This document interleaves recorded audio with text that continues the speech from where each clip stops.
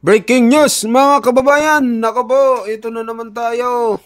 Grabe itong isiniwalat ni Attorney Harry Roque na nasa ibang bansa ngayon mga kababayan. Sabi niya dito, People power sa Forbes Park. Nako, at sinabi niya pa dito mga kababayan, matindi itong sinabi niya. Ang tanging paraan na lang daw para makauwi si former President Duterte ay mapatalsik daw itong si BBM mga kababayan. Grabe, nakakagulat itong isiniwalat ni Harry Roque, at talagang galit na daw ang taong bayan. Kaya ang susugurin daw ay itong Forbes Park na talagang ang nakatira daw dito ay mga mayayaman na mga politiko. So ito mga kababayan, panoorin na natin itong kanyang isiniwalat. Talagang magugulat kayo dito. Eto na. Magandang araw po sa inyong lahat. Well, alam niyo po, napag-usapan na natin na minsan na talagang tanging paraan para mapauwi si Tatay Digong ay mawala bilang presidente ang Marcos Jr. at ang pamamaraan para mapatalsik sa pwesto ang Marcos Jr. sangayon sa salagang batas, kung siya mismo ay magre-resign, kung siya ay masisisante ng taong bayan sa pamamagitan ng isang people power, o siya ay kunin na ng Diyos, o di naman kaya ibigyan siya ng sakit na hindi na gagaling, no? Permanent disability, no? Well, siguro naman po alam nyo na sa mga pangyayari na binasura ng ICC ang interim release ni Tatay Digong, na talaga naman pong ang pamamaraan lang para mapauwi na si Tatay Digong at ang pamamaraan lang para matapos na ang problema ng korupsyon sa Pilipinas ay talagang sa pagtatanggal ni Marcos Jr. bilang isang presidente. Bukas po, 12 ng Oktubre, may panawagan na naman ng People Power, at ako po ay sinususugan ko itong panawagan nito. Maawa naman po tayo sa ating mga sarili. Trilyones na po wala sa korupsyon. Dati-dati bilyones lang, ngayon trilyones na. At kung hindi pa po tayo magsasalita at sasantihin itong mga taong nasa kapangyarihan, wala na pong kinabukasan ng ating mga kabataan. Maawa naman po tayo sa ating mga kabataan. Well, bukas po, merong nanawagan na ang people power sa EDSA pa rin. Pero hindi po sa EDSA Shrine, hindi sa Aguinaldo, Camp Aguinaldo, kung hindi doon sa labas ng gate ng Forbes Park sa Buendia. Sinususugan ko rin po yung ganyang panawagan, at ito po ay galing kay Congressman Miao Miao. Bakit po sa Forbes Park? Well, alam naman po natin ang Forbes Park ang tirahan ng pinakamayayaman na mga pamilya sa ating bayan. Kasama na po dyan si Tambaluslos, na for some reason, ang dami-daming bahay dyan sa Forbes Park. Hindi po bababa sa 6 ang bahay niya dyan. At ang isang bahay ngayon sa Forbes Park, hindi po bababa sa 2 bilyon ang presyo. Dyan din po nakatira ang Marcos Jr. na alam natin ay kabahagi ng pamilya na nasa listahan ng Guinness Book of World Records sa pinakakorap sa buong daigdig. May bahay din po dyan si Zaldico. At napakadami po mga congressman at senatong na may bahay din dyan sa Forbes Park. Grabe mga kababayan, may bahay din pala dito si BBM. Totoo kaya itong isiniwalat ni Attorney Harry Roque mga kababayan. So mag-comment kayo kung anong opinion nyo dito. Grabe no, pati si BBM mayroon. Tapos 6 daw ang bahay ni Martin Romualdez at nito ni Saldico mga kababayan, mayroon din. Grabe. Ang nakapagtataka po, kung ikaw ay taong gobyerno, hindi mo talaga ma-justify kung paano ka makakabili ng bilyon-bilyong halagang na bahay dyan sa Forbes Park. Talaga pong pag ikaw ay taong gobyerno, ang presumption po talaga, ikaw ay nagnakaw. Kaya ikaw ay nakakuha ng bahay dyan sa Forbes Park. Kaya naman po tama na ang panawagan, ang people power ngayon sa EDSA pa rin, pero imbis na dun sa lugar na pinangganapan ng EDSA 1 and EDSA 2, dun sa malapit sa EDSA Shrine at sa Corner Ortigas, dito naman tayo sa Buendia. Ito po ay symbolic dahil ito po ay pagprotesta sa pagnanakaw galing sa kaba ng taong bayan, dahilan kung bakit napakadaming residente ng Forbes Park ay nakatira ngayon dyan. Tama naman po na kung tayo nagagalit sa korupsyon, ipakita natin ang galit natin sa korupsyon, dalhin natin mismo doon sa tahanan ng mga korap, lalong-lalo na si Romualdez, si Zaldico, at iba pang mga kasamahan ng mga senatong at congressman. Ang issue po, darating ba ho kayo? Ano pa ba hong inaantay ninyo? Tuluyan ng lumuhod ang ating ekonomiya?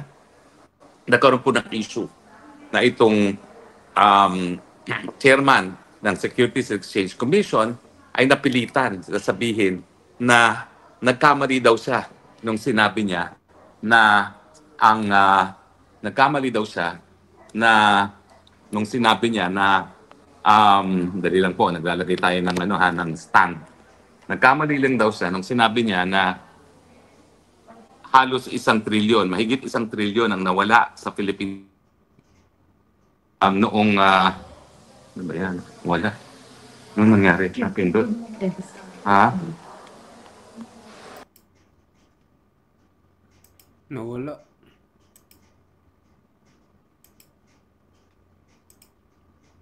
Wala. Bakit? Ayan. Ito na. Napindot yung ma-off button, no?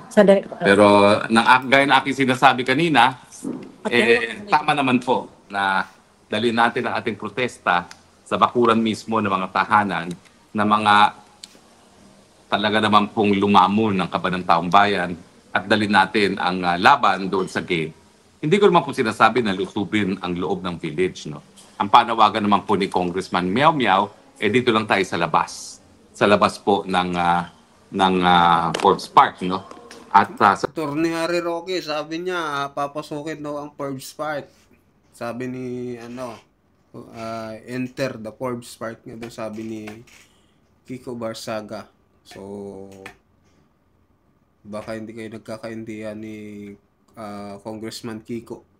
Sa tingin ko naman po, kabahagi naman po yan ng kalayaan ng malayang pananalita kung tayo po ay magtitipon-tipon dyan sa labas ng Forbes Park. No?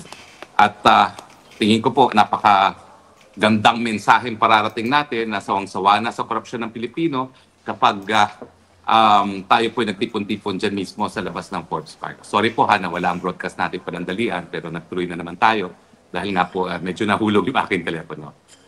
Pero bakit naman po kayo dapat sumama? Dahil alam na po natin na mukhang hindi voluntaryo magre-resign ang Marcos Jr.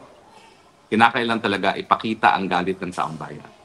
At protektado naman po ng saligang batas ang pagpapakita ng galit, lalong-lalo na sa korupsyon. Ang simbahan po dati na nanahimik, mabuti naman po, praise be to God, nagsasalita na ngayon. Nagsasabi sila na magsuot daw ng puti itong buwan ng Oktubre at Nobyembre kada linggo. Pero hindi pa po sapat yan. Kinakailangan talaga iparinig ang galit, ipakita ang galit ng masang Pilipino. Dahil baka akalain nila, kaunti lamang ang nagagalit sa ating mga kababayan. So, hinihikayat ko po kayo, para po sa inyong mga anak, para sa kinabukasan ng ating kabataan, kinakailangan po magsama-sama tayo at pagpakita tayo dyan po sa EDSA, sa labas ng Ford Park sa Buendia, samahan po natin si Kong Meow Meow. Ang nakakalungkot nga lang po, kung wala po ako dito sa Netherlands on exile dahil nga sa nais akong ikulong nitong Marcos Jr. administration, kapit-visit po kami ni Kong Meow Meow. Matindi po talaga ang paghanga ko kay Kong Meow Meow. Siya po talaga ay patunay na hindi tayo nawawala ng pag-asa sa ating kabataan, na ang ating kinabukasan nakasalalay pa rin sa mga matapang, magiting, patriotikong, nagmamahal sa ilang bayan ng mga kabataan na gaya ni Kong Meow Meow. Hindi ko po siya personal na kakilala. Ang ina niya ang aking nakasama sa Kongreso noong 17th Congress. Pero talagang saludo po ako sa kanyang katapangan at sa kanyang matinding pagkakaintindi sa ugat ng problema sa Pilipinas. At yan nga po ay korupsyon. Korupsyon dahil ang namumuno sa ating bayan ay corrupt si Marcos Jr. Dahilan kung bakit lahat ng mga opisyales sa ilalim niya, kasama na si House Speaker at si Zaldico, ay corrupt. Pag po tayo magkakamali na ang sisihin lang natin sa korupsyon ay si Tambaluslos at si Zaldico. Hindi po talaga po pwede mangurakot ng ganyang katindi ang Zaldico at saka ang Tambaluslos kung hindi po yan binigyan ng basbas ng Marcos Jr. Kaya nga po, ang sigaw natin, hindi lang ikulong ang Romualdez, hindi lang ikulong ang Zaldico, kailangan ikulong ang Marcos Jr. at ang kanyang buong angkan. Dahil ngayon po lumalabas na pagamat bagito ang kanyang anak sa Kongreso, napakatindi rin ang mga linamo na pondo dyan sa Kongreso. Nung una, sinisita nila yung malaking budget ni Kong Pulong. Ngayon, lumalabas po na mas malaki pa pala ang budget nitong Sandro Marcos. Samantalang kalahati pa lang ng 3 taon pa lang nakakalipas, pero yung 51 billion at sinasabi nilang mga naging proyekto ni Pulong ay para sa 6 na taon. Ngayon, mas malaki pa raw sa 51 billion ang naging budget ni Sandro Marcos. No? Grabe, no? At titingnan po natin kung gaya sa Davao, makikita natin na ginamit ang pondo sa mga tamang pamamaraan. No? Dahil doon naman po sa Davao, makikita natin na 51 billion pumunta doon sa napakagandang coastal road at napakagandang mga flyovers na nagsisibiring flood control mitigating measures. So hinihikayat ko po kayo tama na po ang pagkokomento sa social media.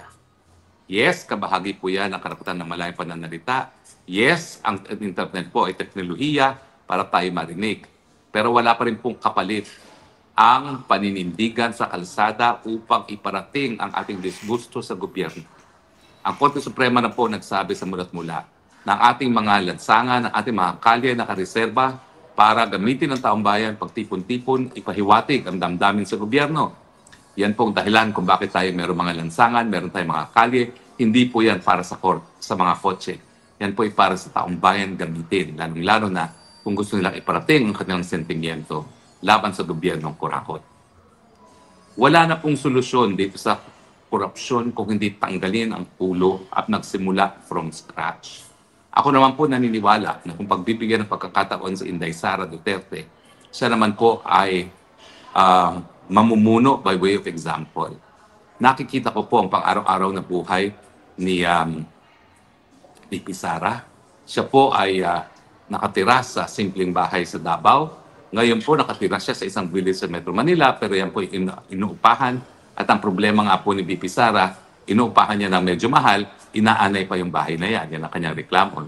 At taon-taon kinakailangan sila magpamapikon. No? Wala po talagang marangyang pamumuhay ang nakikita ko. Hindi lang kay Inday Sara, kundi na rin sa kanyang ama. At syempre, sumusunod lamang sa Inday Sara sa paa o sa yapak na kanyang ama.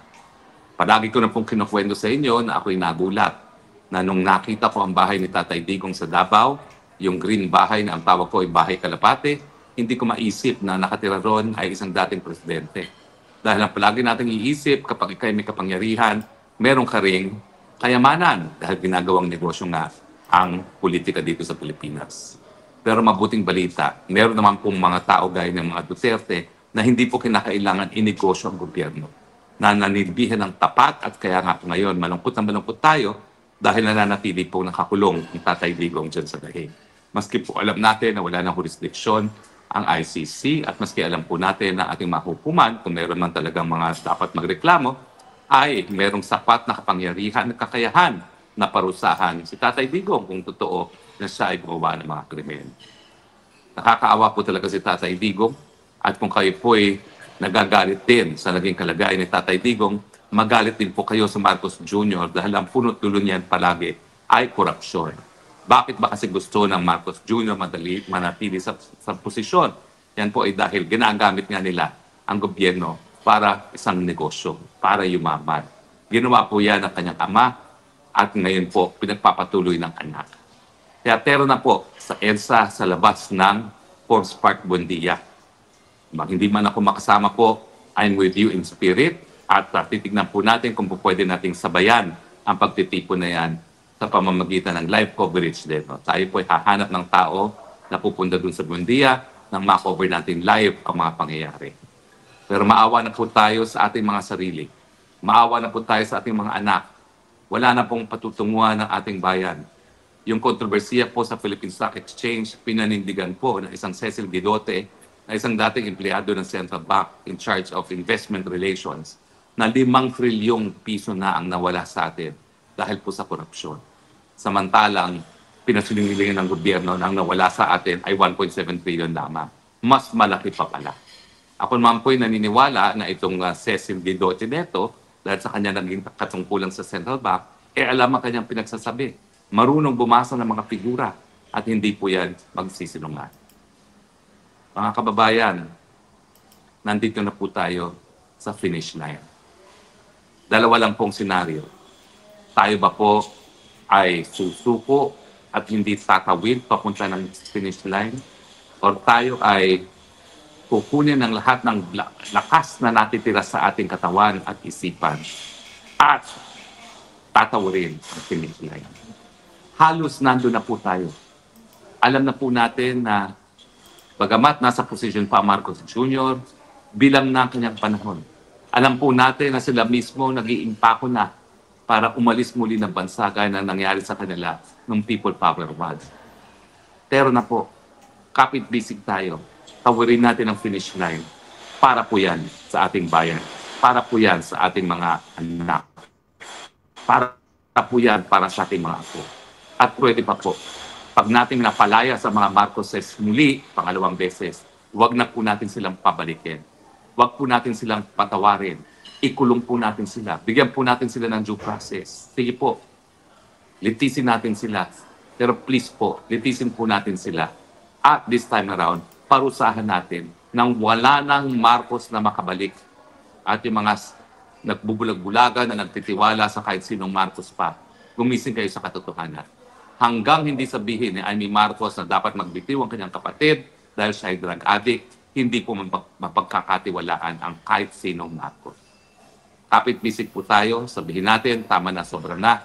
Goodbye, Marcoses, dahil yan naman po dapat talaga ang ating mensahe.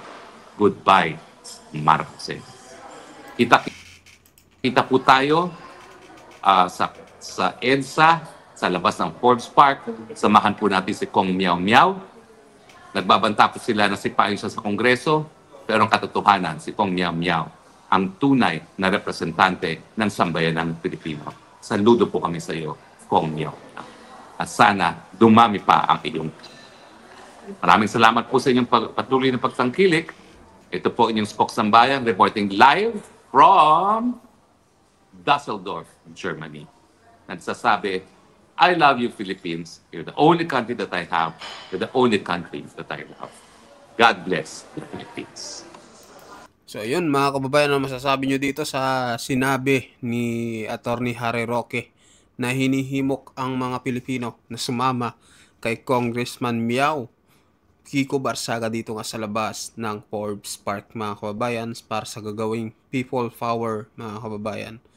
At so ano ang opinion nyo dito? Ano masasabi nyo? Mag-comment kayo, mag-like at mag-share sa ating video. At pa-share na din mga kababayan. Maraming salamat po sa inyong lahat.